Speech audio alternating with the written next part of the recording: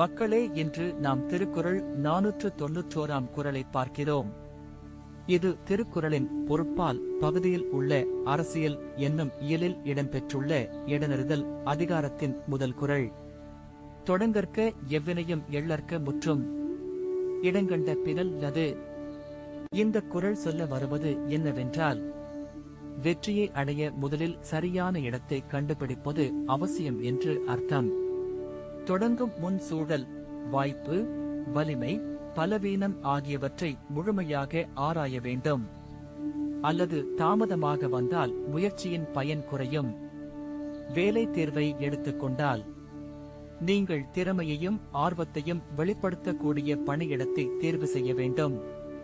இதை பற்றிய விழா இல்லாமல் நியாயமற்ற ஊதியத்தில் துன்பம் உணரலாம்.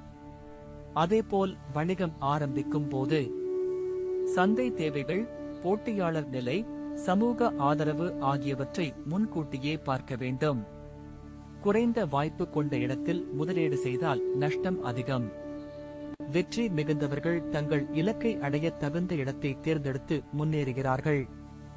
இன்றைய வாழ்க்கையில் இந்த குறளை நாம் பின்பற்றினால் ஒவ்வொரு முடிவிலும் முன்னரே கணக்கிடப்பட்ட ஆராய்ச்சியால் சிறந்த முடிவுகளை எடுக்க முடியும்.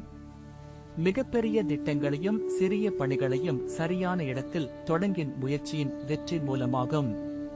அதனால் நீங்கள் எதையும் தொடங்கும் போது சூழலை முழுமையாக அறிய தடங்கள் இல்லாமல் முன்னேறுங்கள். இப்படியே இந்த குறள் நம் ஒவ்வொருவரின் வாழ்க்கைக்கு வழிகாட்டியாக இருக்கும்.